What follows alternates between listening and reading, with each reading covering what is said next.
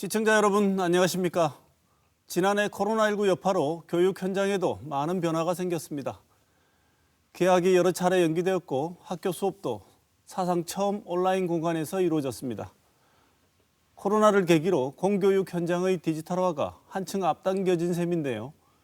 새로운 교육 방법의 가능성도 확인할 수 있었지만 원격 수업 장기화에 따른 학습 격차 등 또 다른 고민도 필요한 시점입니다. 오늘 시사톡톡에서는 코로나 시대가 가져온 교육 패러다임의 변화와 이에 따른 문제점과 개선점을 논의해 보겠습니다.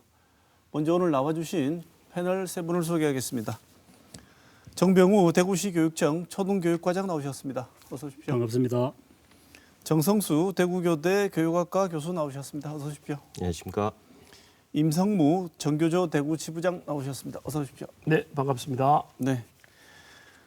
여기 계신 분들도 우리 사회 작년 한 해 우리 사회를 뭐 바꾸지 않은 게 없을 정도로 모든 것을 다 바꾸놓았던 코로나19로부터 각 영역에서 다 자유로울 수 없었던 분들이신데요. 특히나 교육 현장은 그 어느 곳보다도 어려움이 많았고 새로운 충격이 많았던 현장이었습니다.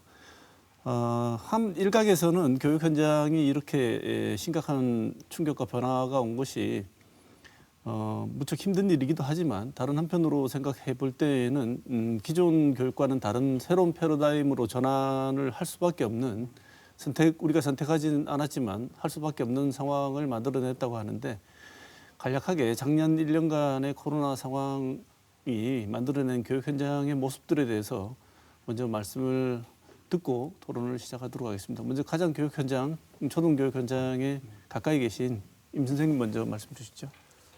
예, 우리가 이제 한참 코로나 이전에 그 가장 큰 화두는 사실 미래교육이라는 이름이었습니다. 네. 이제 곧 알파고 이후에 이제 우리 교육이 엄청나게 변할 것이다. 그래서 AI에 대한 대응이 이제 굉장히 많았지요. 그러다가 이제 코로나19가 생기면서 사실은 뭐 전대미문에 뭐 누구도 겪어보지 못한 또 누구도 예상한 적도 없는 뭐 미래학자도 예상할 수 없었던 이런 상황을 맞으니까 굉장히 좀 당황스러웠습니다. 우선 이제 개학이 이제 작년으로 돌아가 보면 개학이 계속 연기되지 않습니까? 한 3차에 걸쳐서 연기되다가 그럼 결국 개학을 할 거냐 말 거냐. 그다음 수업 일수 193일, 190일 정도의 수업 일수를 어떻게 채울 것인가라는 이제 논의가 굉장히 많았죠. 그런 중에 이제 수업 일수는 이제 저희 초등 같은 173일로 이제 줄어들고 그다음에 이제 그러면 개학을 어떻게 할 것이냐 뭐 논쟁도 있고 심지어는 이제 그 가을 학기제로 전환해야 한다라는 논쟁도 있었습니다. 네. 예, 그런 뭐 엄청난 그동안 이게 그냥 학자들의 논쟁 속에 있던 이야기들이 이제 전부 다 밖으로 다 튀어나오면서 학교는 일대 혼란스러웠죠. 그래서 결국은 이제 온라인 개학이라는 뭐 사상 초유의 어떤 개학을 맞으면서 그걸 적응하는 일이 굉장히 힘들었던 것 같습니다. 네. 예. 정 교수님 보시기에는 지난 한 해 어떠셨나요? 네, 코로나19가 교육 현장에 가져다 준 변화는 한마디로 얘기하면 뭐 다들 동의하시겠지만 온라인 수업, 비대면 교육이었습니다. 저는 이 변화가 교사, 학생, 학부모에게 어떤 변화를 가져왔는지를 조금 더 이제 저희들이 얘기할 필요가 있는데 저는 좀 긍정적인 측면과 부정적인 측면이 동시에 존재한다고 보는데요. 예를 들어서 교사들 입장에서 보면 이제 그동안 수동적인 존재로 좀 움직이던 분들이 자발적으로 수업 혁신과 수업 방법에 대한 고민을 스스로 했다는 점에서는 매우 긍정적인 변화를 가져왔다고 보고 네. 다만 또 부정적인 측면에서는 이 한 번도 경험해 보지 못한 온라인 수업에 대한 준비라든지 수업이라든지 이런 것들 때문에 교사들이 소위 저희가 얘기하는 번아웃, 너무 극도의 피로감에 쌓이져 있다는 것이죠. 네. 학생 측면에서도 마찬가지로 학습 시간이 오히려 늘어나고 학습 능력이라든지 학습 동기가 뛰어난 애들 같은 경우에는 다양한 수업 방법에 대해서 고민해 볼 수 있는 시간이 됐지만 그렇지 못한 아이들 같은 경우에는 이제 학력 격차가 심화된다거나 기초 학력이 오히려 저하된다거나 이런 여러 가지 이제 긍정적, 부정적인 현상이 있고요. 학부모들 입장에서도 보면 부정적인 입장에서는 예를 들면 여전히 이제 학교육에 대한 불안감 그리고 사교육에 오히려 더 이제 의존하는 게 심화되는 네. 이런 현상이 있는 반면에 긍정적인 측면은 그동안 학교와 교사의 역할이 얼마나 중요했는가를 다시 한번 깨닫게 되는 이런 변화를 가지고 왔다고 봅니다. 네. 그래서 이런 변화가 저희 이제 교육에 주는 의미는 정말 임 선생님께서 말씀하셨듯이 그동안 우리가 교육 패러다임의 변화, 뭐 미래 교육에 대한 것들을 말로만 글로만 하던 것을 이제 실제적인 논의를 활성화시키는 촉발시키는 계기가 되었다고 봅니다. 네. 실제로 이번 코로나 시작하고 난 뒤에 학생은 학생대로, 학부모님은 학부모님대로, 일선에 있는 선생님은 선생님대로 전부 다 다들 힘든 시간이었죠. 근데 그 과정에서 이 모든 거를 조율해야 되는 정책 당국도 지난 한 해는 참 악몽 같았던 한 해였을 것 같은데 어떻습니까, 정 과장님? 예, 지난 2월 달 생각하면 끔찍한 상황입니다. 학교 현장에서 받아들이는 그런 두려움과 그런 우려도 있었지만 교육청은 전체 학교를 또 이끌고 가야 되는 그런 입장이기 때문에 코로나 상황에서 굉장히 힘들었던 시기입니다. 앞서 두 분께서 말씀하셨듯이 코로나 시대에서 가장 큰 화두는 온라인 교육이라고 생각합니다. 아마 사피엔스로 그 저자로 유명한 세계적 석학 유발 하라리도 온라인 강의의 일상화가 어떻게 보면 가장 큰 변화라고 그렇게 생각합니다. 진짜 이 교육과 최첨단 기술이 만나는 이 온라인 교육은 이제 단순히 교실이라는 공간 안에서의 어떤 학습만이 아니고 이제 언제 어디서나 어떻게든지 접근할 수 있는 개별화 맞춤형 교육이 이제 요구되는 그런 시대의 변화입니다. 네. 이런 변화 속에 교육청도 거기에 맞춰가기 위해서 노력했습니다. 네. 전체적으로 새로운 패러다임이 이렇게 시작됐다는 건 누구도 부정할 수 없을 것 같아요. 교육 현장에서 비단 초등, 중등이 아니라 대학 교육 현장에서도 많이 하는 말이 이 지난 앞으로 5년간 또는 10년간 교육부에서 실험을 해보고 싶어 했던 또는 앞당기고 싶어 했던 미래 교육을 본의 아니게 너무나 급격하게 한꺼번에 다 실험을 해버리는 이런 일이 벌어졌는데요. 그만큼 또 충격적인 내용으로 다가오지 않았겠습니까? 일선 학교들은. 특히나 우리가 오늘 준비한 것은 초등학교 교육에 대한 관심을 특별히 많이 가져야 한다고 준비를 했는데 그 이유가 중고등학생만 해도 그래도 좀 나름 나이가 들어서 교육을 원격 교육이라는 것을 도입해 볼 수 있었지만 초등학생은 여러모로 힘든 점이 많지 않습니까? 임 선생님 현장에 계시면 학생들이 한 번도 겪어보지 못한 이런 비대면 교육 환경에 대해서 지금 어떤 반응들을 보이고 있습니까? 근데 학생들은 굉장히 긍정적이더라고요. 제가 5학년이어서 그런지 몰라도 굉장히 재밌었다. 이렇게 이야기해서 저는 굉장히 힘들었다. 이렇게 말할까? 그럼 어떻게 위로할까? 이렇게 생각하고 있는데 뭐 의외로 좀 재밌었다. 이렇게 이야기하는데 뭐 저는 이제 개인적으로 이제 그 1년 동안 이제 실시간 상방향으로 다 수업을 이제 진행해 왔습니다. 그러다 보니까 이제 아이들의 관계도 조금 형성이 되고 또 학생들이 어떤 학습을 하고 있는가를 일상적으로 볼 수 있었지만 많은 경우는 사실은 이제 이게 학급마다 또 교사마다 또 학년성에 따라서 또 다르지 않습니까? 그러다가 이제 저희들이 이제 그 뒷부분에 가면서 이제 학력 격차 문제가 좀 심각해지면서 네. 특히 저학년 1, 2학년 학생들의 학습을 어떻게 할 것인가. 학교라는 곳에 처음 와봤는데 오자마자 그 선생님도 누군지도 모르겠고 친구 얼굴도 볼 수 없고 이런 상황에서 어떻게 할 것인가 때문에 뭐 이제 저희 학교도 그렇고 이제 앞으로 이제 3월 개학에도 이야기되지만 저학년들은 학교 올 수 있는 대면 수업을 좀 많이 늘려야 되겠다라고 했거든요. 네. 뭐 이런 이야기들도 아마 이제 우리 교육청 입장에서는 사실은 이제 이런 상황도 교육청도 처음 맞았지만 교육청은 또 직접 해보지 않지 않습니까? 네. 이제 그런 과정에서 교육청은 좀 이렇게 좀 상상의 어떤 지침들을 학교에다 좀 내렸다면 학교는 이제 이 감당이 안 되는 겁니다. 교육청의 이게 지원이 아니고 교육청이 뭘 자꾸 새로운 걸 하라고 하니까 학교는 그런 데 대한 기본 인프라도 전혀 구축되어 있지 않은 상황이었거든요. 그런 상황에서 이제 굉장히 이제 풀어가는데 굉장히 애를 먹었습니다. 네. 다행히 한 1년 정도 지나면서 이제 적응을 좀 이제 상당히 좀 하고 있어서 이제 한편으로 또 좀 생각을 해보면 여전히 우리 교육에서 무엇이 제일 중요한가? 이 미래학자들이 이제 AI 이후에 교사라는 직업이 맨 먼저 없어질 것이다. 이렇게 해서 저희들이 굉장히 좀 두려웠었는데 이번 코로나 국면에서 역시 교사가 필요하구나.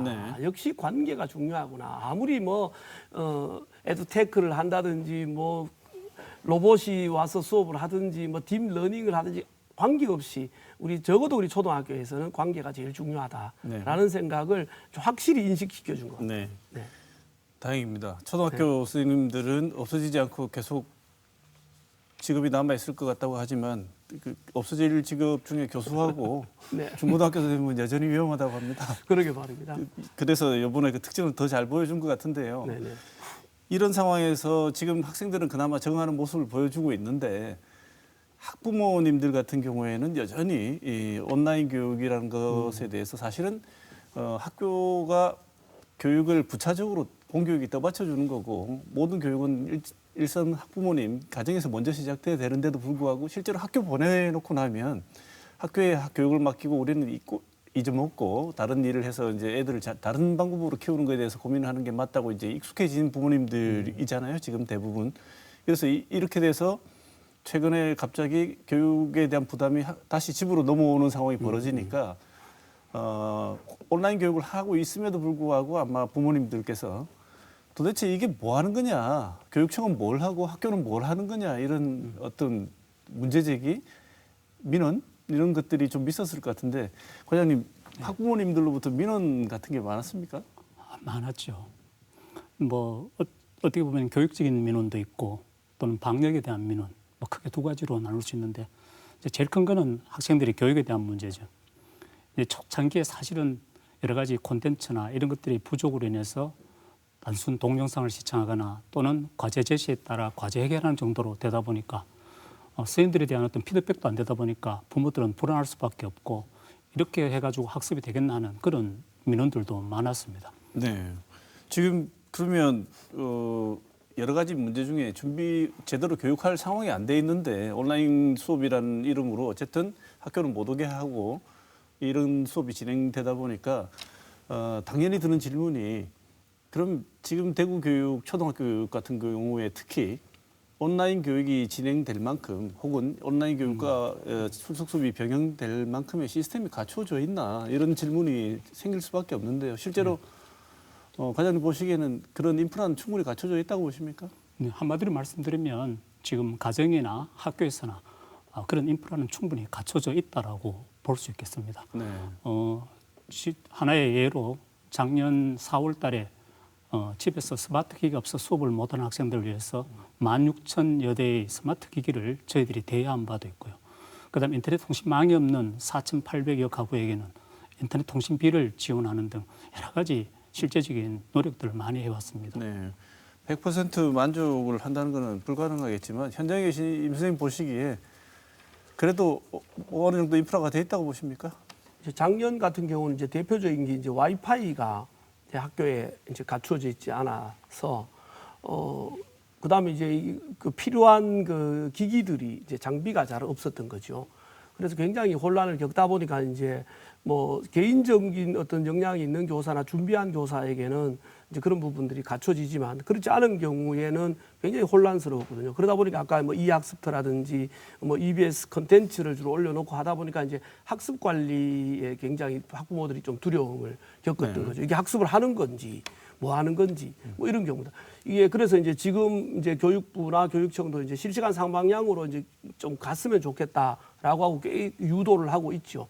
그 과정이 한 1년의 과정 속에서 지금 과장님 말씀하신 것처럼 그런 기본적인 어떤 그 기기나 이런 부분은 이제 갖춰진 것 같고 교사들도 어느 정도 이제 적응이 된 것 같아요. 이제 그러나 이제 그 과정에서 드러난 또 여타의 또 다른 문제가 있거든요. 학력 격차라든지 이런 문제는 여전할 건데 어떻게 할 거냐. 네, 그건 좀 이따 토론을 좀 더 해볼 문제라고 생각합니다. 네. 정 교수님 보시기에 우리가 이번 사태를 겪으면서 다른 건 몰라도 교육 현장에 있어서 혹은 교육공학적인 관점에서는 한국이 IT 강국이란 말은 허무맹랑한 소리였다. 실제로 전혀 그렇지 않았다는 확인을 했다고도 할 수 있지 않겠습니까?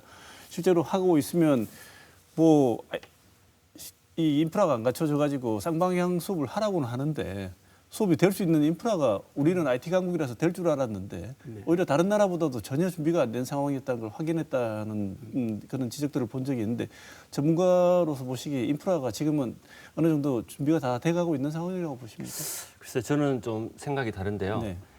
우리나라가 전 세계 어느 나라와 비교해도 뒤처지지 않을 만큼 인프라라든지 토대는 이제 갖춰져 있다라고 이제 저희 스스로 지금까지 얘기를 해왔는데 문제는 학교 현장에서 이게 활용될 수 있느냐, 그 토대와 여건이 갖춰져 있느냐의 문제인 것 같습니다. 지금 말씀하셨듯이 이제 테크놀로지를 교육에 접목시키는 걸 저희가 에듀테크라고 하고 또 뭐 AI라고 하는 인공지능을 활용한 교육에 대한 논의가 매우 활발하게 이루어지는데 실제적으로 저희 이제 학교 여건이나 토대를 크게 생각하지 않고 너무 지금 앞서 나가서 미래 교육을 얘기하고 있는 것은 아닌가 하는 네. 생각을 해봅니다. 임 선생님 말씀하셨듯이 뭐 와이파이조차 제대로 아직 안 되는 학교가 있는데 뭐 에듀테크니 AI니 이런 얘기는 조금 저희가 너무 앞서 나간 얘기 아니냐. 그래서 조금 더 우리가 민간 부분에 구축되어 있는 이러한 테크놀로지를 학교 쪽에서 활용할 수 있는 이제 여건이나 토대를 먼저 좀 갖춰야 될 필요가 있다고 생각합니다. 네. 또 특히나 이제 학교를 가지 않으면 우리가 수업 진도를 못 나가서 배우는 걸 못해서도 문제지만 중고등학교 같은 경우에는 그 문제가 훨씬 더 심각해지겠지만 초등학교 교육 같은 경우에는 교육의 관점에서 봤을 때 단순히 이 학습을 하거나 지식을 쌓지 못하는 문제보다 더 심각한 문제들이 나타날 수 있지 않겠습니까? 대면 수업을 안 할 경우에. 정 교수님, 제일 심각한 문제가 뭐라고 지적될 수 있습니까? 그 코로나로 온라인 수업이 늘어나면서 제가 제일 걱정스러운 건 지금 사교육과 공교육 간의 이 경계가 모호해졌습니다. 그러니까 지식 전달이나 상급학교 진학이 목표인 사교육 기간에 비해서 공교육 기간은 그 역할 외에 사회화, 네. 그러니까 학생들이 성인이 되어서 사회에 나갔을 때 잘 적응할 수 있도록 도와주는 사회화 기능이 또 하나의 중요한 학교의 역할인데 이 온라인 수업이 늘어나면서 교사와 학생 간의 이 소통 부족, 그다음에 친구들 간의 교우 관계 부족 이런 것들을 거의 할 수 없었다는 거죠. 그래서 우리가 학교를 하나의 작은 사회의 미니 소사이어티라고 부르는 이유도 바로 여기에 있는데요. 이 학교가 이런 사회화 기관으로서 역할을 이제 충실히 못하고 있다는 점에서 지금 매우 걱정스럽긴 합니다. 네. 특히나 초등학교 같은 경우에 우리가 이 인생을 살면서 가장 기억에 남는 순간 중에 하나를 꼽으라고 한다면 뭐 결혼할 때도 있고 여러 단계가 있고 어떤 사람은 대학 갈 때 제일 기뻤을 수도 있겠지만 제일 기억에 남는 건 그래도 부모님 입장에서도 그렇고 이름표 달고 1학년 초등학교 1학년 입학을 하는 거를 굉장히 요즘 얘기는 또 다른가요? 예전에만 해도 굉장히 그 중요한 상징적인 의미가 있지 않았겠습니까? 그래서 초등학교 가면 1학년 됐다고 막 격려도 해주고 이젓해줬다고 하고 하는 이런 게 정 교수님 지금 방금 말씀하신 것처럼 사회라는 기관으로 처음 들어가게 되는 진입인데 또 유치원하고 또 다른 의미가 또 있을 것 같은데 임 선생님 보시기에 지금 애들 학생들 초등학교 학생들이 볼 때 이렇게 사회화를 겪을 수 있고 사회적인 어떤 관계망이라든가 교우관계 나 이외의 타인과의 어떤 관계에 신경 쓸 수 있는 걸 배우는 이런 기회 자체가 없어지지 않습니까? 심각하지요. 그러니까 저희들이 이제 통상 교육 그 발달 단계에서 굉장히 중요한 시기가 있지 않습니까? 예를 들어서 1, 2학년 같으면 이제 기초 기본이 이제 뭔가 갖춰져야 되거든요.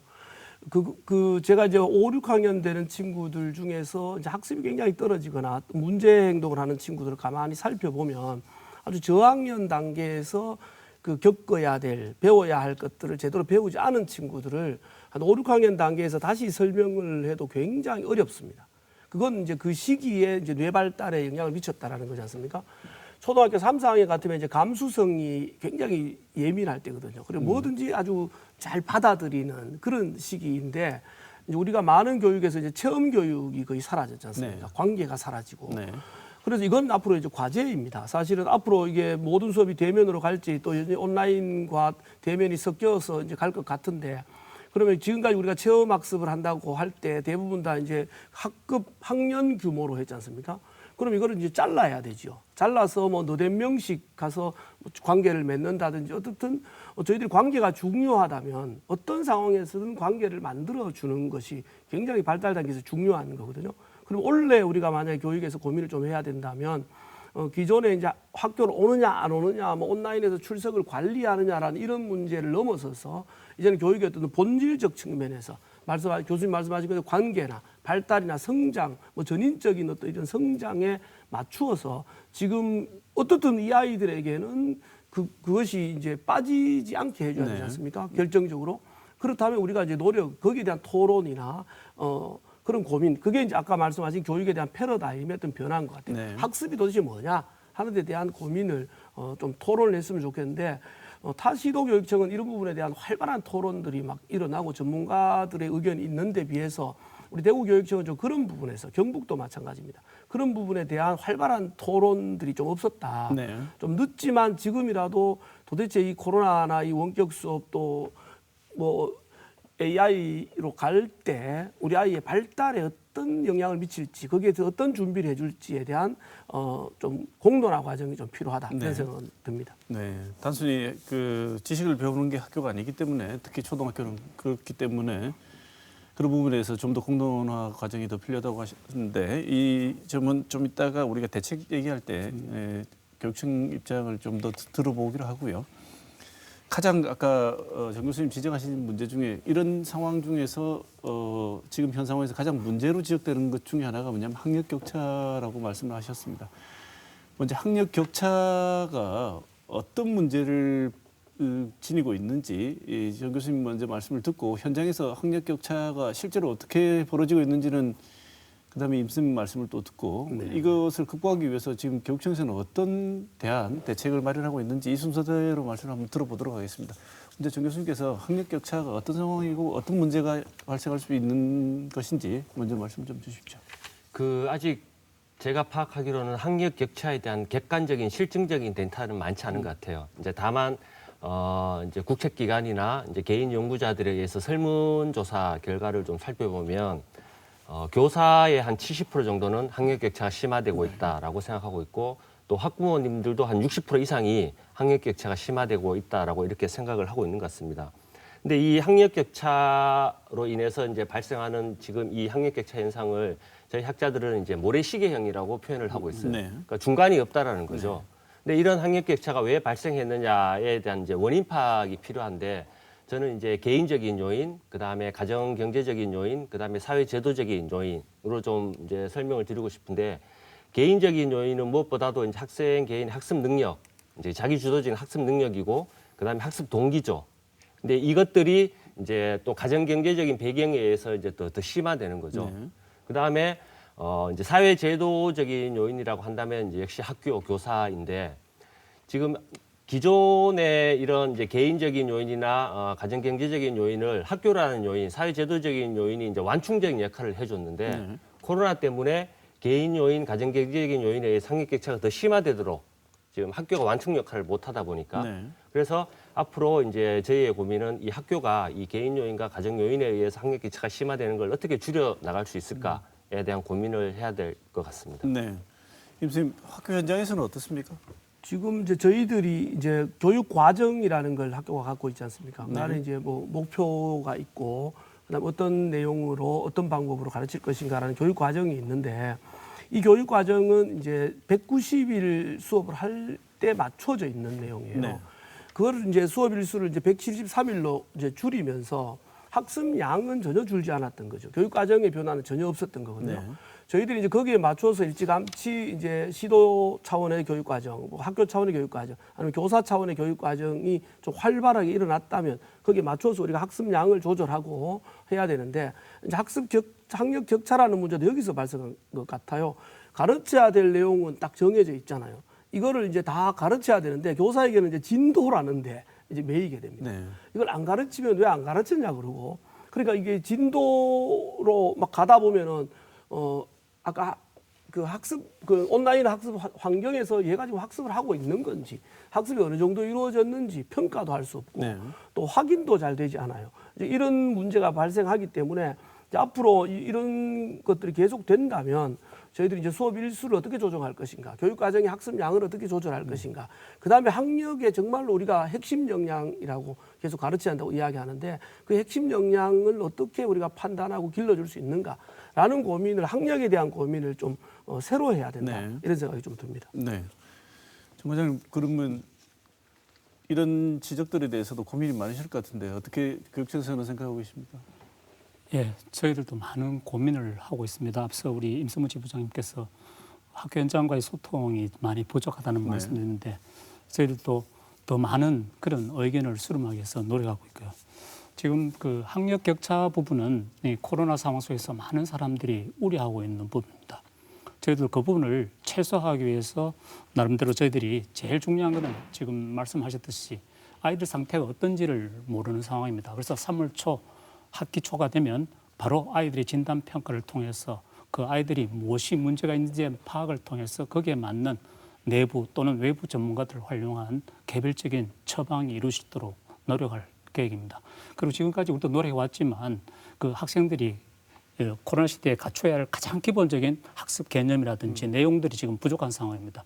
이런 부분에 대한 우리 현장 전문가들 이용해서 그런 부분을 만들어서 현장에 제공하는 그런 노력도 해왔습니다. 다소 미흡한 면이 있겠지만 앞으로도 계속적으로 노력해 나가겠습니다. 네, 이 학력 격차에 대해서 문제 제기를 할 때 한 번씩 하시는 얘기가 초등학교 경우에 특히나 공립학교하고 사립학교하고 이 학력 격차가 너무 심하다. 초등학교 같은 경우에는 사립초등학교에서 지금 원격 교육 상황에서 벌어지는 학력 격차는 거의 뭐 이전과 다를 바 없을 정도로 촘촘하게 관리를 해서 메꾸고 있는데 공립초등학교는 이게 비교가 안 될 정도다 하는 지적이 있습니다. 어떻게 생각하십니까? 일선에서는 그 사립초가 공립에 비해서 좀 더 많은 시간을 등교하고 또 공립에 비해서 좀 더 좋은 기반으로 온라인 교육을 실시했다라고 이렇게 보고 있습니다. 실제 수업 일수가 조금 차이는 있습니다. 그러나 이제 이 수업 차이라든지 어떤 온라인 수업으로 인해서 공사립 간의 차이가 있다는 것은 다소 무리가 아니겠나 하는 그런 생각합니다. 저희들이 작년 12월 말에 학교 현장을 조사해 보면 우리 공립학교 선생님들도 역시 아이들이 학력이라든지 아이들 교육을 위해서 굉장히 많이 노력해 왔고 그래서 쌍방향 수업도 저희들이 알기에는 거의 100% 실시하고 있는 거로 알고 있습니다. 그 다소 미흡한 부분은 앞서 말씀드린 대로 교육청에서 여러 가지 자료를 만들어서 학교 현장에 공급하고 또는 대면 수업 시에 학생들을 개별적으로 지도하는 등 해서 그 미흡한 부분을 보충해 나오고 있기 때문에 크게 우려하지 않아도 되지 않나 그런 생각을 합니다. 저는 조금 이제 우려를 좀 하셔야 된다고 생각하는 건데요. 이게 이제 그 지원 교육청 차원에서는 이제 학교 현장을 사실 샅샅이 다 잘 모릅니다. 네. 이제 현장의 이야기를 교육청의 과장님한테나 뭐 본청에 잘 좀 전달하는 이런 부분들이 좀 활발하게 일어나 있어야 되는데 현장은 이제 그 본청이 판단하는 것과 또 다르게 굉장히 다양한 층위가 있거든요. 네. 그런 문제가 있고 공사립 간의 문제는 그건 좀 다른 문제 같아요. 네. 사립은 이미 이제 학부형들이 사립학교를 선택할 때 우리가 이제 통상 뭐 아주 심하게 말하면 귀족 학교가 아니냐 네. 이런 거거든요. 그러니까 학부모 사이에 환경계나 뭐 이런 격차가 거의 없어요. 인프라에 대한 격차도 없고 그런 게 바로 문제가 되면 거기 맞춰져서 바로 갖춰지지만 네. 공립은 그렇지 않은 소외된 경우가 굉장히 많거든요. 그런 부분을 사실 교육청이 아까 뭐 16,000명의 태블릿 PC를 제공했고 이런 걸 사실 파악하는데도 굉장히 어려웠던 것 같고요. 그렇다고 해도 또 집에 가면 또 집이 또 와이파이가 또 다 되느냐 네. 이런 문제도 있어서 공립학교와 사립학교를 그냥 이렇게 수평적으로 비교하는 부분은 좀 아닌 것 같아. 그래서 뭐 일반 시민들도 그렇게 비교하진 않으셔야 될 것 같고 대부분 다 어려운 과정에서 이제 굉장히 적응해 왔다. 그러면 이제 앞으로 어떻게 가면 좋을까 하는 부분에 대한 논의가 좀 활발하게 일어나면 좋겠다는 네. 생각이 듭니다. 제가 걱정해서 이 질문을 드린 이유는 이 사립초등학교와 공립초등학교가 보여주는 코로나 대응에 있어서의 차이를 어떻게 지각하시냐면 역시 돈 있는 사람과 돈 없는 사람은 어떤 일이 벌어져도 역시 그 효과는 돈 없는 사람만 교육이 제대로 안 되는 거지라는 생각을 하시는 순간 네. 우리가 지금 걱정하고 있는 학력 격차가 곧 사회적 계급의 격차로 이어지고 그 속에서 학생들이 나는 이런 교육을 못 받는 것이 우리 부모가 돈을 많이 못 벌어서 이런 거라는 생각으로 이어진다면 네네. 그것이 곧바로 우리 사회 위기로 전환되는 거기 때문에 네네. 교육청에서도 이걸 좀 더 신경을 쓰셔야 되지 않을까라는 생각에서 말씀드린 겁니다. 그렇습니다. 또 하나 직면한 것은 문제는 뭐냐면 많은 부모님들이 맞벌이를 하고 계세요. 그럼 특히나 이제 초등학생을 둔 부모님들 같은 경우는 맞벌이를 많이 하는데 두 분 다 출근해 버리면 아이들을 돌볼 수 있는 특히나 저학년 같은 경우에는 돌볼 수 있는 사람이 없지 않습니까? 그래서 돌봄 문제가 또 문제가 되기도 하는데 교육청에서 이 돌봄 문제에 관해서는 조금 더 신경을 더 써야 된다는 지적들이 있습니다. 교수님 보시기에는 이 저학년의 돌봄 문제가 좀 더 관심을 더 가져야 되는 이유가 뭐라고 생각하십니까? 저는 교육의 문제를 논할 때 항상 이제 제가 항상 고민해야 되는 게 교육의 문제를 교육계의 노력만으로 해결을 하려고 하는 겁니다. 근데 이제는 뭐 아프리카 속담을 굳이 언급하지 않더라도 한 아이를 키우기 위해서 온 마을이 나선다고 하는데 저는 별로 좋아하는 속담은 아니지만 어쨌든 교육의 문제를 이제 교육청이 우리만의 노력으로 해결하려는 모습이 아니고 이 지자체 예를 들면 우리 지역 사회에 도서관도 많고 센터도 많고 주민센터도 있고 이 인프라가 잘 갖춰져 있습니다. 근데 꼭 학생들을 학교에 데리고 와서만 돌봐야 되느냐 이런 이제 관점에서 이제 같이 협력해서 우리가 학생 교육을 하고 돌봄 문제도 그런 측면에서 좀 돌파구를 찾을 필요가 있지 않나 이렇게 생각을 합니다. 네, 교수님 아주 좀 지적해 주셨는데 자꾸 우리가 교육 문제 얘기할 때 교육청에다가 민원하고 교육청에다가 대안을 내놓으라고 하는데 지금 말씀 주신 것처럼 전국 지자체나 일선 주민자치센터 같은 경우에도 충분한 공간이 있을 수 있고 부모님들이 돌볼 수 없는 자녀들을 신청을 하면 교육청에서 파견 지원을 해서 온라인 학습을 하는 과정에 모아놓고 돌봐줄 수 있는 이런 것도 고민해 볼 수 있는데 이 지자체하고 교육청하고 원활한 이런 소통 체계가 잘 안 돼 있다는 느낌이 있는데 어떻습니까? 지금 교육청과 지자체가 서로 협력해서 교육이라든지 돌봄을 하기 위해서 미래교육지구라는 걸 두고 있습니다. 작년부터 시작됐는데 다소 아직 완성된 단계는 아니지만 교육을 위한 돌봄도 되고 또는 교육적인 여러 가지 환경도 제공해 주는 부분에서 교육청과 지자체가 함께 노력하는 그런 하나의 시스템이라고 할 수 있겠습니다. 돌봄만 아니고 이제 교육이라는 게 앞서 교수님께도 말씀하셨듯이 교육청 또는 학교만의 문제는 아니라고 생각합니다. 지자체와 학교가 앞으로 같이 노력해 나간다면 조금씩 발전해 나가지 않겠나 그런 생각을 합니다. 네, 이번 참에 지자체가 획기적인 발상의 전환을 하면 어떨까 하는 생각을 해보는 게 우리 대구 지역 같은 경우에는 지자체가 계급적 차이라고 말할 만큼 구별 차이가 심한데 이것을 극복해 볼 수 있는 획기적인 전환점으로서 지자체가 교육청에다 고소하는 게 아니라 돌봄 문제를 먼저 나서서 교육청에 협조를 구하는 방식으로 우리 지역에 오면 초등학생이나 어린 아이들 같은 경우에는 지역 사회가 또는 지자체가 열심히 관심을 가지고 키워드리겠습니다라는 걸 먼저 나서서 한다면 오히려 다른 거 호소해 가지고 하는 것보다는 훨씬 더 나은 효과가 있을 거라는 생각도 얼핏 듭니다. 그게 이제 그 타시도 교육청을 보면은 이제 원래 일단 그 돌봄은 이제 9월부터 이제 교육부가 지자체로 이제 이관을 하겠다라고 이야기했지 않습니까? 그러면 이제 학교는 이제 교육의 공간으로서 좀 활약을 좀 해달라는 이야기인데 어떤 학교와 교육청이라고 하는 지원하는 기구와 그다음에 마을이라고 하는 그건 기초자치단체를 말하는 거지 않습니까? 이것이 이제 아주 좀 촘촘하게 짜여져야 이제 가능해지는데 우리는 이제 모든 걸 이제 학교에다가 다 맡기는 거죠. 돌봄도 그렇고 방과후도 그렇고 이제 심지어 뭐 문제가 일어나면 좀 학교가 뭐 했냐라고 묻는 것을 방금 교수님 말씀하신 것처럼 이것이 촘촘하게 짜여지는 마을 교육 공동체라고 하는 개념이 우리한테 인식되어야 합니다.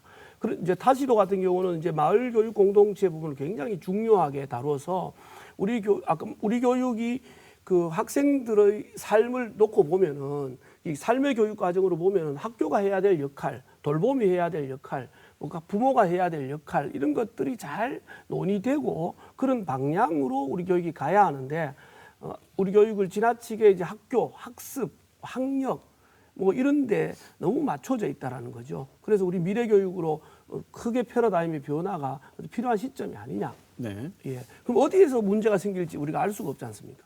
네. 그래도 우리 대구가 네. 자칭 표방하기를 명색이 대한민국 교육 수도인데 우리도 열심히 고민하고 있지 않겠습니까? 선생님 자꾸 너무 우리 타시도는 잘하는데 우리 교육청은 안 하는 거라고 질타를 하셔가지고. 네, 앞서 말씀드린 대로 미래 교육지구라는 걸 둬서 모든 지자체하고 그다음에 우리 교육청이 같이 노력해서 학생들이 돌봄 교육까지 같이 앞으로 고민해 나가도록 하겠습니다. 네, 우리도 열심히 하고 있는데 더 열심히 해달라는 말씀으로 듣겠습니다. 네. 자, 이제는 지금 상황이 앞서 말씀을 하셨지만 우리가 이게 당장은 참 힘든 일인데 사실은 실험을 해보려고 했던 우리 교육의 미래 아니었겠습니까? 급작스럽게 다가와서 정말 당황스럽긴 했는데 이런 어떤 지금 우리가 하고 있는 온라인 학습이라든지 대면 온라인을 병합해서 하는 이런 형태의 교육을 한번 해보자고 시범 학교도 지정해서 한번 해보려고 했는데 사실 반응이 그렇게 안 좋았지 않습니까? 그래서 굉장히 오래 걸리는 실험 사업이었는데 갑자기 하게 됐습니다. 지금 그래서 교육이 전혀 다른 패러다임을 맞이할 수밖에 없게 되었는데 이번 참에 교육의 새로운 틀을 한번 짜보고 진지하게 고통스러워하지 말고 이 속에서 빨리 답을 찾아보자. 이래서 미래 교육의 하나의 틀을 세워보자는 차원에서 원격 교육을 바라보자고 하는 지적들이 나오고 있는데 정 교수님, 이 원격 교육의 앞으로 미래 교육으로서의 원격 교육이라는 이 시스템을 특히나 이 어린 초등학생들에게 도입하자는 이 주장에 대해서 어떻게 생각하십니까? 네, 뭐 지금 현재 상황을 고려한다면 일면 타당성 있는 주장이라고 봅니다. 근데 저는 이제 저희가 미래 교육이 뭔지에 대해서 먼저 좀 합의를 할 필요가 있다고 봅니다. 지금 현재 4차 산업혁명이니 에듀테크니 AI니 여기에 너무 매몰돼서 이것이 미래 교육인 것처럼 얘기를 하고 있는데 저는 미래 교육이 뭐냐? 교육의 본질은 변하지 않기 때문에 결국은 우리가 미래의 학생을 위해서 뭘 해줘야 될까 생각하면 학생 개인의 특성에 맞는 맞춤형 개별화 수업. 이게 역시 미래 교육의 모습입니다. 이 과정에서 우리가 어떻게 4차 산업혁명 시대의 기술 테크놀로지를 이용할 거냐, AI를 도입해서 학생 맞춤형 진단을 하고 평가를 할 거냐, 이런 방향에서 논의가 돼야 되지 원격 수업, 온라인 수업이 미래 교육의 모델이다. 여기에 너무 매몰되어 있는 것은 옳지 않다고 봅니다. 네. 지금 말씀하신 걸 보면 온라인이 활용되는 것은 교육의 하나의 기법이고 도구일 뿐이지 미래 교육은 교육이라는 거에 대한 관념 자체를 바꿔서 생각하지 않으면 온라인 수업하는 거 이거 자체는 아무런 미래하고 상관이 없다. 자꾸 우리가 로봇 생각하고 AI 생각해서 그런 기술이 교육에 도입되면 미래 교육이라고 생각하는데 그거하고는 전혀 관계가 없는 논점이 조금 벗어난 이야기다. 이렇게 보시는군요.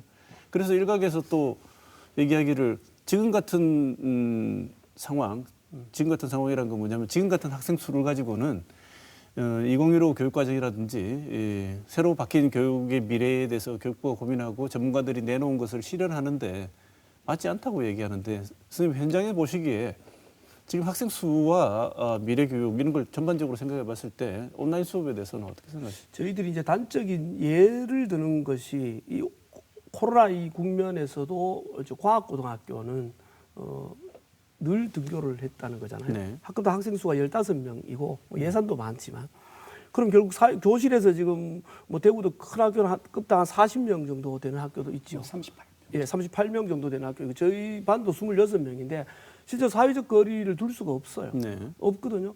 그다음에 이제 개별화 교육 같은 게 거의 불가능합니다. 이런 상황이라면 저희들이 교육부가 온 나라가 힘을 쏟아야 될 부분 중에 하나가 학급당 정원을 20명 이하로 줄이는 법제화가 굉장히 시급하다는 거죠. 다른 데 돈을 쓰지 말고 여기 우선 돈을 써야 된다. 그러면 이제 그런 교사가 있느냐 하는 문제인데 교사는 뭐 충분히 그 양성돼 있는 것 같고요. 그 다음에 남는 게 이제 교실이 있느냐라는 문제가 좀 발생합니다. 그거는 이제 좀 어쩔 수 없는 상황이라 하더라도 어떻든 우리가 이걸 돌파해야 목표를 좀 분명히 하고 가야 되는 사회적 합의가 좀 필요하다는 생각이 들고요. 한 가지 이제 온라인과 대면 수업 과정에서 그런 성과라면 뭐냐면은 우리가 비록 그 대면 수업 중이라도 에듀테크를 활용하는 부분이 굉장히 교육적으로 어떤 수업을 할 때는 굉장히 유력하다. 뭐 이런 생각이 좀 들거든요. 그렇다면 이제 우리 교육이 이게 이제 섞여 가야 될 문제다. 대면 수업이라고 해서 뭐 교과서만 보고 이럴 문제가 아니라는 거죠. 교사와 학생이 같이 보고 있다고 해서 그것이 좋은 교육이라고는 할 수 없지 않습니까? 그런 부분에 대한 어떤 그 새로운 어떤 시도, 새로운 어떤 프로그램들이 좀 개발되고 좀 확장될 필요가 있겠다 이런 좀 생각이 들고요. 지금 이 온라인 전반적인 미래 방향에 대해서 교육청에는 어떻게 보고 계십니까? 이 갑작스럽게 이제 닥친 온라인 교육이 굉장히 혼란스러운 면도 있었지만 어떻게 한편으로 보면 학생들의 어떤 자기주도적 학습이라든지 또는 조금 전에 말씀하신 개별화 맞춤형 교육이라는 그런 측면에서 하나의 어떤 긍정적인 가능성을 보여줬다. 이렇게 저는 보고 있습니다. 그래서 이 온라인 교육 자체만의 어떤 좋다 나쁘다가 아니고 여기에 있는 장점과 그다음에 대면 교육에서의 장점들을 잘 어우려 가지고 진짜 학생들이 흥미와 요구를 적극적으로 수용하고 학생들이 그 문제 해결을 할 수 있는 그런 방향 속에서의 온라인 교육을 활용한다면 앞으로 미래 교육이 나가야 할 그런 방향이 아닌가 하는 그런 생각이 듭니다. 그러면 지금 우리가 선택할 수 있어서 한 건 아니지만 어쩔 수 없이 하고 있는 이 온라인과 대면 비대면을 혼합해서 하는 이런 수업 방식이 내용을 보완하고 바꾼다 그러면 앞으로 코로나가 종식되고 난 뒤라도 앞으로 우리 이 교육이 가야 되는 어떻게 보면 미래에 펼쳐지는 방향성이라고 볼 수도 있을까요, 정 교수님? 네, 지금 말씀하시는 걸 보면 이제 블렌디드 러닝을 말씀하시는 것 같아요. 그러니까 블렌디드 러닝은 아시다시피 온라인 교육과 오프라인 교육의 장점을 결합한 이런 형태의 교육인데요. 지금까지 저희가 해오지 않았던 게 아닙니다. 예를 들면 방송통신고등학교는 이미 그렇게 해오고 있었고, 우리가 또 EBS EBS를 활용한 수업도 이미 그런 형태였습니다. 근데 앞으로 이제 이게 블렌디드 러닝이 미래 교육의 모델로 이제 정착하기 위해서는 이 기본 개념, 기초 개념, 핵심 개념에 대해서는 다양한 온라인 콘텐츠가 만들어져야 됩니다. 그래서 그것을 통해서 학생들이 온라인을 통해서 기본 개념이나 핵심 개념을 학습을 하고 학교에 와서 오프라인에서 교사를 만나서 학생 개개인에게 맞는 맞춤형 개별화, 부족한 부분을 이제 대면 지도를 받는 거죠. 이런 식으로 나아가기 위해서는 국가나 아니면 교육청 수준에서 이 표준화된 온라인 다양한 콘텐츠가 만들어서 제공이 되어야지만 가능할 것 같습니다. 네. 지금 말씀하신 내용은 그 블렌디드 러닝이라고 하는 이런 방식은 대학에서도 지금 활발하게 도입이 되어서 대학생만 하더라도 이제는 자기 생각을 가지고 주도적으로 학습이 돼야 되는 나이가 된 학생들이니까요. 한 번은 자기가 공부를 미리 해서 수업 시간에 선생님들하고 부족한 부분을 메꾸고 토론하는 방식으로 수업을 진행하는 게 이제 앞으로는 초중고등학교들이 확산되기를 바라는 게 미래의 교육 모델이라고 한다면 방금 정 교수님 지적하신 대로 뭐 거리가 있어야지 하죠. 근데 제일 문제는 대학에서도 마찬가지지만 초등학교 선생님들께서 내용을 좀 내실화 있게 교재를 만들고 수업 교재를 만들어서 수업을 하시려고 해도 문제가 뭐냐면 웬만한 자료는 다 저작권이 걸려 있습니다. 그래서 그림 하나 이렇게 삽입을 해서 보여주고 싶을 때도 사진 하나 보여주고 싶을 때도 이게 다 저작권이 걸려서 항상 뭐라고 저희들도 경고를 받느냐면 주의를 받는 게 뭐냐면 확인을 하시라. 만약에 확인 안 했다가 썼다가는 이게 저작권에 심각한 문제를 일으킬 수 있다는 지적을 받거든요. 이런 실제 강의 교재를 만드실 때 초등학교 학생들에게 그림이나 사진 보여주면 훨씬 효과가 좋잖아요. 근데 실제로 그 활용할 수 있는 자료 확보하는데 많은 한계가 있습니까, 선생님?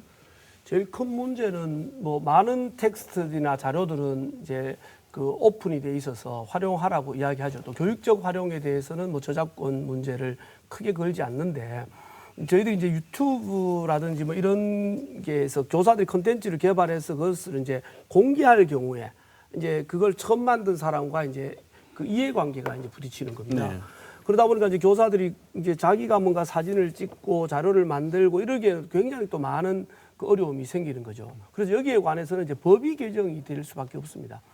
교육에 관해서는 공익적인 활동에 대해서는 최소한 뭐 어느 정도 수준에서는 저작권을 가지고 교사의 책임을 묻지 않겠다라고 하는 부분이 돼야 되는데 최근에 뭐 교육부 장관도 그 부분은 이야기를 좀 하신 것 같아요. 특히 이제 우리 플랫폼 같은 경우도 교육부가 따로 좀 개발을 해서 내놓겠다라고 했는데 저도 아직 보지 못해서 어떤 건지 알 수가 없습니다만은 이런 데 대해서는 아까 또 말씀드린 것처럼 이제 법 개정 이런 게 제도적 보완이에요. 이걸 교사에게 다 맡겨두면 교사가 불안해서 네. 수업을 할 수 없지 않습니까? 네, 그런 부분을 좀 중요하게 다뤘으면 좋겠다 싶습니다. 네. 혹시 이 지점에 대해서 정 교수님 보완하실 말씀이 있으시면? 그 말씀하셨듯이 뭐 일단은 안 된다, 쓰지 마라. 이게 제일 안전한 것 같아요. 근데 교사분들 입장에서는 안 된다라는 소리만 하지 말고 되는 게 어디까지이냐, 이 명확한 이제 안내 자료나 매뉴얼 같은 게 있었으면 저는 좋겠다고 생각을 하고요. 근데 저는 이거보다 더 큰 문제는 뭐냐면 그래도 저작권 문제를 걱정하시는 정도면은 영상을 만들려고 하고 수업을 새롭게 바꾸려고 하시는 분들이에요. 근데 대부분의 교사분들은 저희가 이제 21세기 민주시민 역량으로 항상 언급되는 게 디지털 리터러시입니다. 영상을 만들고 뭐 만들었다고 하더라도 이게 편집을 어떻게 하고 이런 데 대한 능력이 떨어진다는 거죠. 네. 그래서 먼저 거기에 대한 각종 연수와 안내가 이루어져야 되고 그 다음에 여러 가지 제도적인 보완이라든지 어떤 것들은 이 사이트에 가면 이 플랫폼에 들어가면 무제한으로 이제 마음 놓고 쓰실 수 있습니다라는 것들이 교육부나 교육청에서 제공이 돼야 된다는 거죠. 네. 예. 이런 지원책이나 연수 과정에 대한 확대 지적은 아주 좋은 중요한 지적 같은데 교육청에서도 고민하고 계십니까? 예, 뭐 저작권 문제는 앞서 말씀드린 대로 교사들이 가장 큰 부담으로 와닿습니다. 네. 그래서 작년 교육부에서도 이 관계기관하고 협의를 통해 가지고 코로나19 상황에서의 어떤 온라인 교육을 위해서는 저작권이 크게 침해를 당하지 않는 범위 내에서는 사용이 가능하다고 허락을 했고요. 원래는 이제 저작권 문제가 없는 콘텐츠 수업 자료를 제작 도구를 주는 플랫폼을 구초회가 지원한다고 합니다. 완벽할 수는 없지만 아마 많이 완화되리라 생각합니다. 그래서 우리 교육청에서도 사실은 학교 현장에서 선생님들이 직접 이제 콘텐츠를 제작한다는 굉장히 어려움이 있습니다. 그래서 저희들이 수업 전문가를 활용해서 활용할 수 있는 콘텐츠를 제작해서 올려놓는 대구 온라인 학급을 지금 현재 운영하고 있고 거기에 많은 선생님들이 또 그걸 활용하고 있는 그런 실정입니다. 지금 연수관계도 말씀하셨는데 콘텐츠 제작할 수 있는 연수에 대해서도 연수원에서 그 부분만큼 짧게 선생님들이 쉽게 활용할 수 있도록 하는 그런 콘텐츠를 제공하고 또 연수과정도 개설해서 선생님 좀 더 편리하게 온라인 교육을 할 수 있도록 그렇게 지금 할 예정입니다. 네. 온라인 교육 과정을 온라인으로 연수를 받아도 그 교육 연수 점수를 받을 수 있도록 이 좀 전환 이 생각을 이 유인책을 확실히 마련을 하시면 많은 선생님들이 지금보다는 더 적극적으로 참여하시지 않을까 생각도 듭니다. 이제 토론 시간이 거의 마무리돼 가는데 끝으로 2021학년 신학기가 다가오고 있습니다. 신학기 준비 상황, 그다음에 주의해야 되는 내용이나 우리가 점검해 보아야 하는 내용을 짧게 점검을 해보고 마무리하도록 하겠습니다. 교육부는 일단 초등학교 저학년생은 무슨 일이 있더라도 이런 여러 가지 우리가 앞서 짚어봤던 문제들이 있기 때문에 고학년은 안 되더라도 저학년은 무조건 등교를 하는 걸로 점차 등교를 하는 날짜를 확대하겠다고 밝혔는데요. 상황이 바뀔 가능성도 있겠지만 그 초등학교 저학년 개학 이후에 등교 상황이라든가 일정은 어떻게 되는지 그다음에 지금 계획하고 있는 내용들이 있으시면 과장님 말씀을 좀 주시죠. 네. 작년 이제 경험을 한번 해봤기 때문에 네. 이제 좀 더 치밀한 방역과 준비로 3월 달에는 온라인이 되든 등교가 되든 개학을 정상적으로 한다는 게 교육부나 교육청의 방침입니다. 그래서 가급적이면 학생들에게 많은 교육의 계획을 줄 수 있도록 등교를 확대할 그런 방침입니다. 말씀하신 대로 초등학교 저학년, 유치원, 그리고 고등학교 3학년, 특수학교 이런 학생들에 대해서는 어떤 단계에 관계없이 전체 등교가 되겠고요. 어떤 상황에 따라 다르겠지만 대구시 교육청은 가급적 등교를 확대한다는 그런 방침을 갖고 있습니다. 특히 초등학교 저학년부터 등교를 예. 확대할 1, 2학년은 거의 계속 등교하는 걸로 하고 소규모 학교도 계속 등교가 가능하도록 그렇게 지금 계획을 하고 있습니다. 특별한 어려움이 없으면 등교를 많이 하는 거에 이 예. 방점을 두고 진행하신다는 말씀이시죠? 네. 그런데 이 등교 계획을 두고 교육부가 밝힌 계획을 두고 기본적인 취지는 이해하나 상당히 어쩌면 섣부른 결정이 될 수도 있다고 많은 학부형들이 우려를 하고 또 우려하는 전문가들도 있습니다. 실제로 뭐 지난번에 싱가포르 같은 경우에는 과감하게 등교했다가 폭망한 경우가 있기 때문에 우리도 유심히 관찰해야 한다고 하는데 정 교수님 보시기에는 교육부 결정 어떻게 보십니까? 네, 우려가 있는 게 사실이지만 지금 이제 학부모님들은 이 서두에서 말씀드렸듯이 학교와 교사의 중요성과 역할, 이 기능에 대해서 이번에 이제 뼈저리게 느낀 계기가 됐기 때문에 이제 등교를 원하실 것 같습니다. 다만 이 불안감을 없애주기 위해서 이제 우리가 무슨 노력을 해야 되느냐. 작년도 교육부의 그 학교 방역 평가 결과의 보고회 자료를 보면 이제 전체 확진자 중에 20세 이하, 즉 10세에서 19세 사이의 확진자 비율이 한 6, 7% 정도 전체에서 그다음에 10세 이하로 내려가면 이게 3%대로 떨어집니다. 네. 그래서 그만큼 학교에서 확진자가 발생한 숫자가 이제 적다라는 거죠. 그래서 이런 것들을 이제 과감하게 좀 알려드리고 방역 체계를 더 철저하게 해서 학부모님들을 홍보를 해서 안심을 시키고 저는 여기에 추가적으로 해서 이제 이 백신 접종 우선순위에 교사분들을 좀 넣는 것이 어떠냐. 이러면 학부모님들이 더 안심하고 좀 자녀들을 학교에 보내지 않을까 이런 생각을 해봅니다. 네. 임 선생님 어떻게 보십니까? 등교 수업을 이제 확대해 가는 것이 아이들을 위해서 훨씬 더 굉장히 중요한 선택이라고 생각합니다. 가능하면 이제 그 대면 수업을 더 많이 할 수 있도록 해줘야 되고 학교에 와서도 앞부분에도 말씀드린 것처럼 소규모지만 다양한 체험이라든지 이런 놀이의 기회도 만들어줘서 성장이 전인적으로 성장할 수 있도록 해줘야 하는 것은 우리 뭐 교사나 또 교육청 지원청의 의무지요. 뭐 그런 부분에서 본다면 확대해 가는 것이 맞지만 여전히 이제 우려스러운 부분들이 또 있지 않습니까? 그런 걸 좀 충분히 좀 대비해서 3월 2일 날부터 이제 그냥 전면적인 등교를 확대하겠다라는 정책을 넘어서는 또 문제가 필요합니다. 그게 대표적인 게 뭐냐면 아까 또 말씀드린 것처럼 수업 일수의 문제가 또 여전히 문제 제기가 되고요. 학습량의 문제가 또 여전하고 또 그 우리 교육은 작년에 보셔서 알다시피 고3들 꼭 학교에 오게 만들잖아요. 네. 고3의 등교 학습은 계속 확대시킵니다. 그건 우리 교육이 여전히 대입에 맞춰져 있다는 거잖아요. 전인적 성장이라든지 시민성의 발달이라든지 이런 교육의 어떤 본질보다는 여전히 입시 경쟁에 이렇게 사로잡혀 있는 이 부분을 개선하지 않고 또 개선하려고 하는 정부의 비전 제시가 없는 상태에서 여전히 경쟁 교육을 해가야 되고 여전히 성과의 어떤 지표 중심으로 관리해서는 안 된다고 생각합니다. 네. 그래서 더 이상 관리보다는 지원하는 방식의 어떤 전환이 가능해져야 되고 그래야 학교가 유연하게 대응할 수 있다는 생각이 듭니다. 네, 알겠습니다. 자, 끝으로 작년하고 비교해 봐서 올해 작년 한번 겪어봤으니까 올해 개학하기 전에 방역이든 돌봄 체계든 뭐 여러 가지 차원에서 다 고려해 봤을 때 지금도 이 지점은 조금 더 보완이 필요하다고 생각하고 계신 부분이 있으면 짧게 한 부분씩만 지적을 해 주시죠. 임쌤 먼저 지적을 좀. 예, 그 현실의 문제는 이제 녹록하지 않지 않습니까? 사실 누구도 이거를 극복해내라고 저희들도 뭐 요구는 하고 비판은 하지만 교육분들, 교육청인들 얼마나 힘이 들까 이런 생각이 듭니다. 그럼 결국 남은 건 뭐냐면은 교육과 관련된 주체들이 합의 정신을 살려가는 겁니다. 그 지역 사회의 모든 에너지가 우리 아이들에게 더 좋은 교육을 할 수 있도록 하기 위한 그런 거버넌스 체제를 만들어낸다면 우리 교육의 목표에 더 다가갈 수 있지 않느냐 하는 생각이 들거든요. 여전히 미래 사회에 대해서 지금 뭐 기후 위기 시대가 더 심각한 문제 지금 도래에 있지 않습니까? 시간이 7년밖에 없다고 이야기하는데 그래서 청소년들은 이렇게 말해요. 미래가 없다 우리한테 미래를 만들어 달라라고 이야기하는데 어른들의 어떤 심각성, 절박함은 굉장히 떨어지는 것 같아요. 그래서 저는 우리가 더 많이 모이고 언론에서 더 많은 토론을 하고 해서 우리 아이에게 더 좋은 학교 환경을 만들어주고 더 좋은 사회를 만들어주기 위한 네. 그런 노력이 좀 절실하다 이런 네. 생각이 좀 듭니다. 현장 목소리를 같이 좀 더 많이 들어달라는 말씀 같습니다. 정 교수님.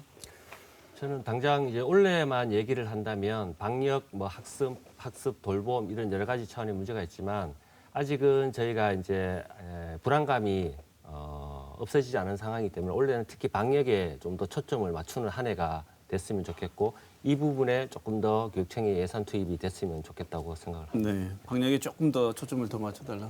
네, 예. 과장님. 5월 등교 개학 이후에 지금 학생들이 감염이 된 거는 한 130여 명이 됩니다.